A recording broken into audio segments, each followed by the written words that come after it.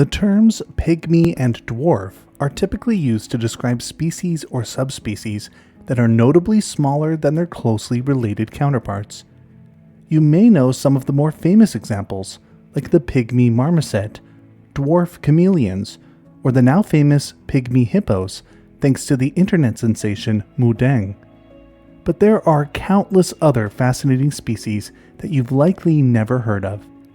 In this video, we're taking a look at 10 of these often overlooked pygmy and dwarf animals. This is my second video on the topic, so if you enjoy it, be sure to check out the first one linked in the video description below.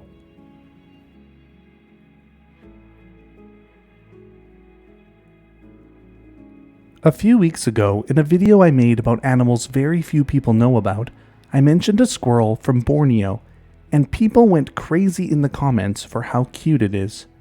The tufted pygmy squirrel has tufts of white fur on its ears and strange body proportions. But Japan is home to a species of diminutive squirrel that might be even cuter. The Japanese dwarf flying squirrel, known locally as momonga, inhabits the subalpine and boreal evergreen forests on several Japanese islands, including Honshu, Shikoku, and Kyushu. Living in the cooler climate of the Japanese mountains, it's equipped with a thick, fluffy coat of grayish-brown fur, which helps it stay warm during the cold nights.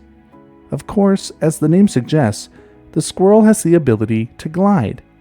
It uses a special membrane called a patagium, which stretches between its forelimbs and hind limbs, allowing it to glide gracefully between trees. This adaptation enables it to navigate its habitat with remarkable agility and evade predation. It's also nocturnal, which means it's most active after dusk when it forages for a variety of foods, such as leaves, bark, seeds, and fruit. During the day, the squirrel rests in cozy nests made of lichens and mosses, hidden high in the trees where it can stay safe from potential threats. Its proportionately large eyes, perfect for night vision, enhance its cute appearance, making it a favorite among nature enthusiasts and photographers.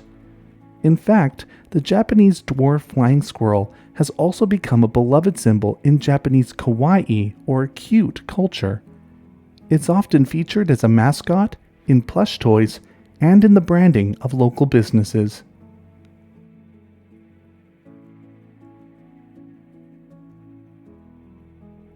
In arid landscapes from the southern United States through Central America and the Caribbean, and all the way down to Venezuela, lives a butterfly so small it's among the smallest species of butterfly in the world.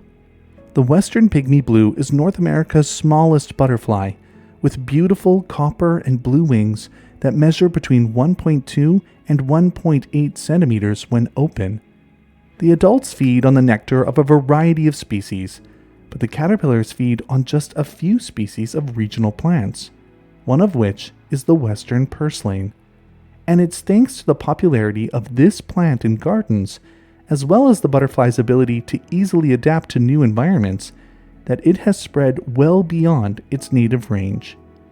In 1973, the species showed up in Hawaii, and it didn't take long for the caterpillars to switch over to feeding on native plants. Today, western pygmy blues can be found on many of Hawaii's islands. Then, in 1990, it showed up even farther from home, in the United Arab Emirates.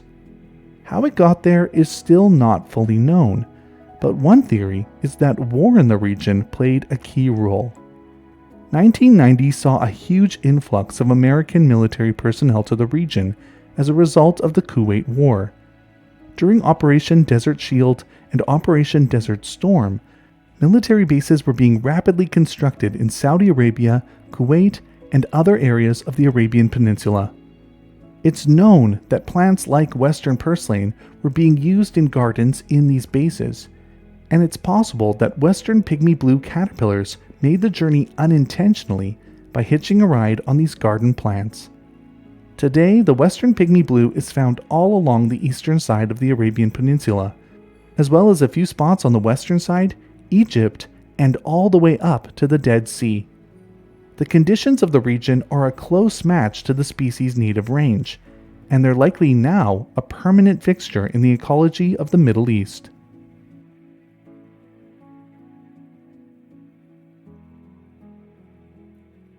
The southern pygmy squid is not just small, but among the smallest known squid species in the world, with males having a mantle length of only about 1.6 centimeters. Found in the shallow coastal waters of southeastern Australia, the species is equipped with remarkable adaptations that help it survive in a world full of larger predators. For one, it's a master of camouflage. Despite how tiny it is, it's capable of changing both its color and texture to blend in seamlessly with the sandy or rocky seafloor. But to ensure it goes undetected, it prefers to only move around at night.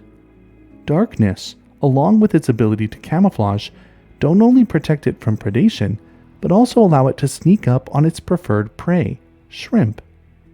During the day, survival is much more difficult, but the southern pygmy squirrel has a solution. They produce a sort of glue on the dorsal surface of their body. As daylight approaches, the squid enter a bed of seagrass, approach a leafy blade, and anchor themselves to the underside. They stay glued there until the cover of dark tells them that it's safe to move around again. There are several other species of pygmy squid, including the northern pygmy squid, two-toned pygmy squid, and the recently discovered Hallam's pygmy squid, all of which do not surpass 2.5 centimeters long and rely on seagrass environments for survival.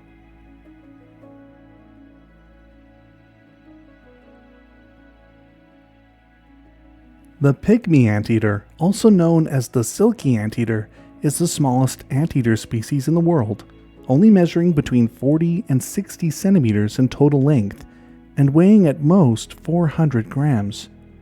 Found in the tropical forests of Central and South America, this small mammal has a wide range, stretching from southern Mexico to Bolivia and Brazil, with several distinct populations. These populations are often geographically isolated and can display differences in fur coloration and patterning. At the moment, the Pygmy Anteater is recognized as the only species in its genus, with 7 subspecies. But recent studies suggest that these subspecies may in fact represent 7 distinct species. Their arboreal adaptations make them uniquely suited for life among the trees. While they do rarely forage on the ground, they're almost exclusively arboreal, using their curved claws to grip tree branches and their long sticky tongues to feed on ants, termites, and other insects found in tree hollows. The Pygmy Anteater lives a mostly solitary life, but they can have a surprisingly high population density where food is plentiful. As many as 80 can be found in a single square kilometer, or 200 per square mile. Despite this, they're rarely encountered during the day, thanks to their remarkable camouflage.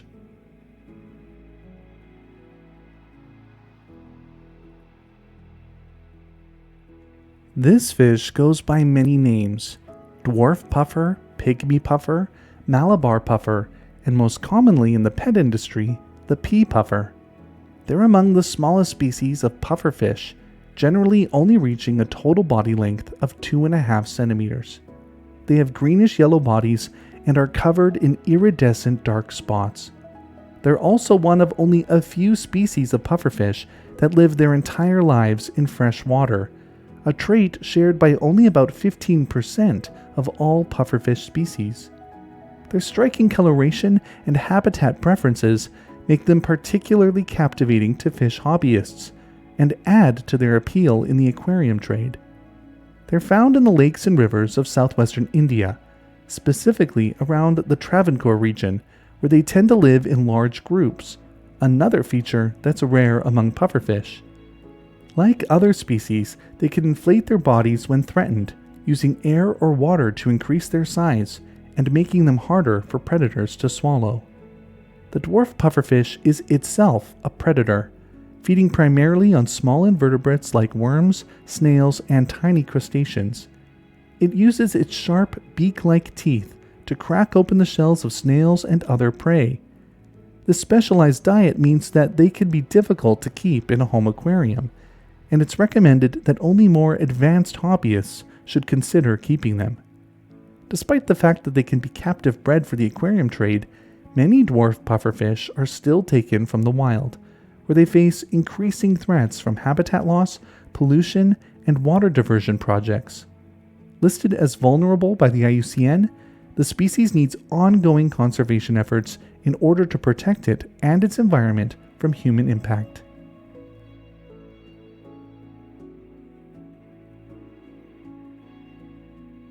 In 1861, a new species of crocodile was described. The dwarf crocodile is much smaller than other species of crocodile and is found in the swamps and slow-moving rivers of West and Central Africa. They typically grow to between 1.7 and 1.9 meters in length, have dark, almost black coloration, and a low-profile body shape. These features help it remain camouflaged in the murky waters of its habitat, where it preys on fish, amphibians, and small mammals. In the early 20th century, scientists noticed that the species was divided into 3 distinct populations, and one of those populations, while visually very similar to the others, seemed distinct. They were even smaller, not surpassing 1.2 meters, and they had differences in their skull structure, specifically in their snouts. They were restricted to heavily forested areas with a range limited to parts of Gabon, Cameroon, and Equatorial Guinea. These differences in size and appearance led to further investigation, with researchers deciding that they may represent a separate species.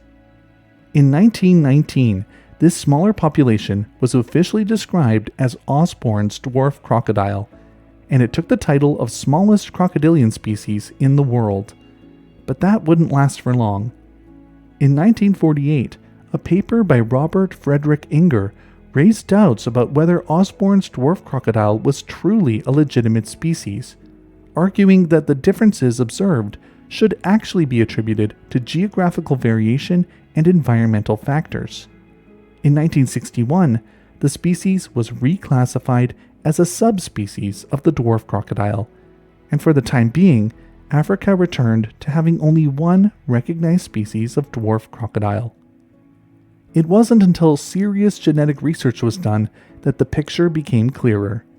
Zoo specimens collected from the 3 different populations were studied, and in 2021, the genetic research led to the re-establishment of Osborn's dwarf caiman as its own distinct species.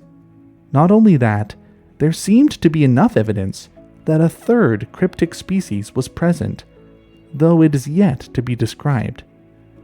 Dwarf crocodiles are under significant threat due to habitat loss, pollution, and human encroachment.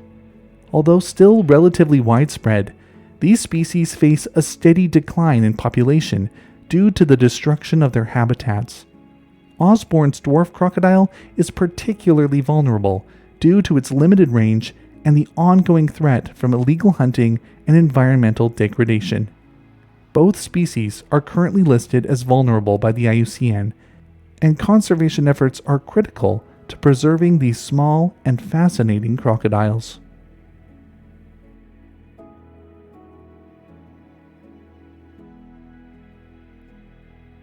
In 1996, Mark van Roosmalen, a renowned primatologist, was working in the Amazon rainforest of Brazil when he received an odd gift. A river trader handed him a milk can, and inside was a small primate that he didn't recognize. It was some sort of marmoset, and it only measured about 39 centimeters long, including the tail. The fur on its back was olive brown, while its underparts were pale yellow. It also had dark brown patches around its eyes and a pink nose. The trader claimed that he had captured the monkey along the Xingu River, but he couldn't say for certain exactly where. Van Roosmalen was certain that this was an undescribed species, and he set out to find them in the wild. It took 2 years, but in 1998, as Van Roosmalen was exploring a section of dense, remote Brazilian Amazon, he finally encountered the marmoset in the wild.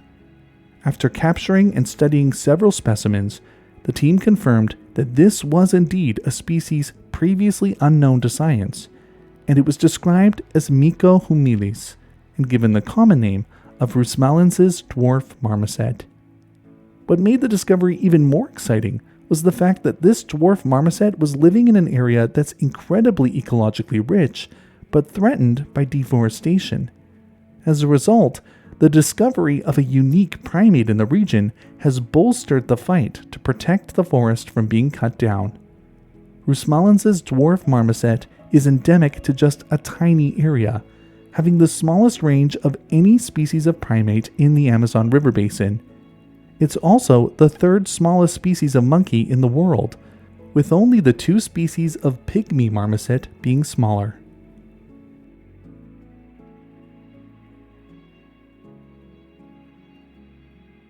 It isn't just animals that have pygmy and dwarf varieties, but there are plants too. Widely considered the smallest woody plant in the world, the dwarf willow is remarkable, thriving in some of the harshest environments on Earth. They can be found in Arctic and alpine regions, from eastern Canada and Greenland to northern Europe and western Asia. And they're also adapted to live in alpine regions much further south, being found in the northern Appalachians of the United States and the Pyrenees Mountains of Spain and France. They typically grow to between 1 and 6 centimeters in height, an evolutionary adaptation that helps them survive in the extreme conditions of their habitats.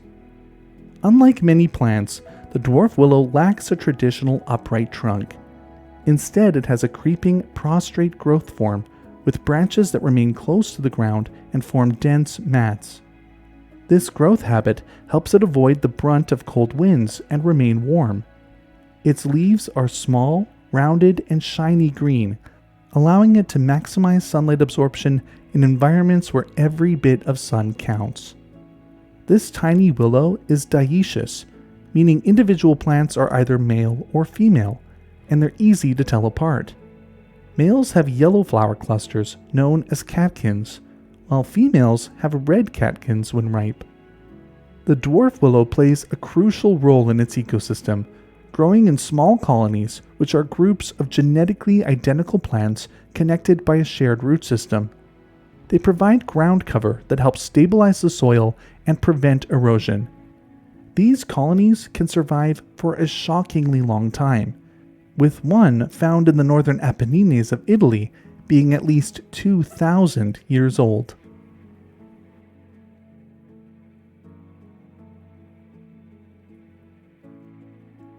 Sperm whales are among the most famous species of cetacean, immortalized in the novel Moby Dick by Herman Melville. The sperm whale is the largest species of toothed whale in the world, but it has two smaller relatives that often go unnoticed.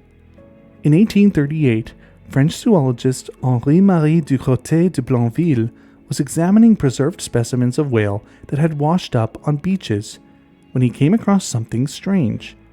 An animal that looked a lot like a sperm whale, but was much smaller, being only about the size of a porpoise. It was somewhere between 3.5 and 4 meters in length, had a short head, a small jaw, and a small hooked dorsal fin. He described it as a new species, the pygmy sperm whale. Then in 1853, naturalist Sir Walter Elliot came across 2 specimens of a sperm whale that were even smaller. These specimens measured between 2 and 2.5 meters long, and they seemed different from the recently described pygmy sperm whale. They had an even shorter snout that was more rounded, and a dorsal fin that stood more erect. He sent drawings of the specimens, including their skeletal structures, to British biologist Richard Owen, and in 1866, Owen described it as a separate species, the dwarf sperm whale. Eventually, the 2 species were merged into one, and for over a century, only the pygmy sperm whale was recognized. It wasn't until 1996 that genetic testing and close inspection of the skeletal structures of the 2 whales confirmed that they were in fact 2 separate species. Both are found in tropical and temperate waters around the world, where they primarily prey on squid and deep-sea fish, using echolocation to hunt in the dark depths of the ocean. They are rarely seen near the surface, which means that most of what we know about them has been gathered from dead specimens that have either been found floating in the ocean or washed up on beaches. We do know that both the pygmy sperm whale and the dwarf sperm whale have a unique form of defense among cetaceans. They can store as much as 12 liters of a reddish-brown liquid, often referred to as sperm whale oil, in their lower intestines, and when threatened, they can expel it to deter potential predators. Despite advances in marine biology, these small whale species remain relatively mysterious, with much still unknown about their population sizes, migration patterns, and their social structures.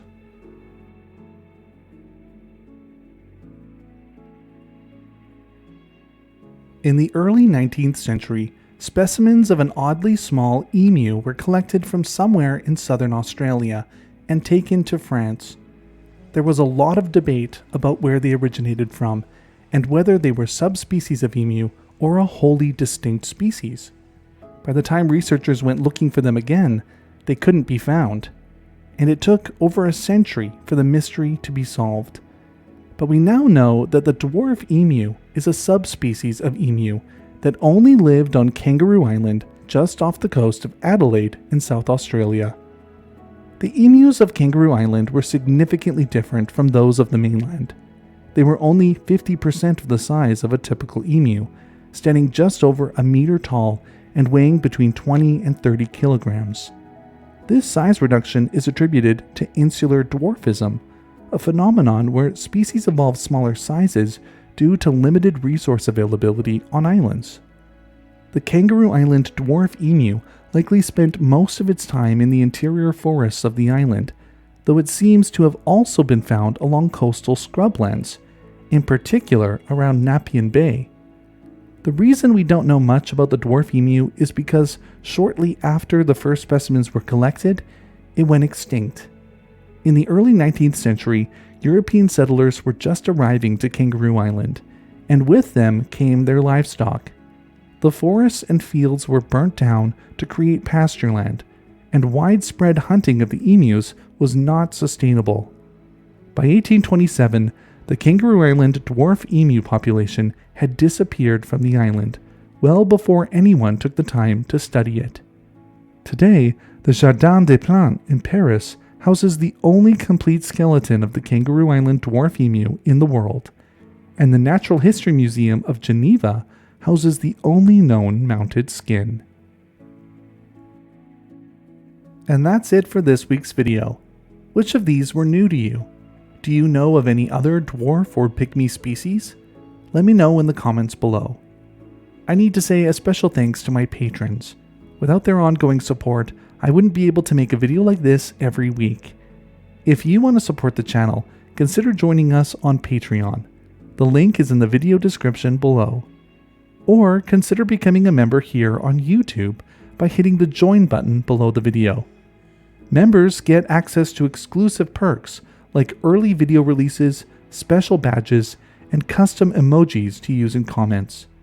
Your support helps me to continue making the best content that I can. Thanks for watching, and I'll see you next time.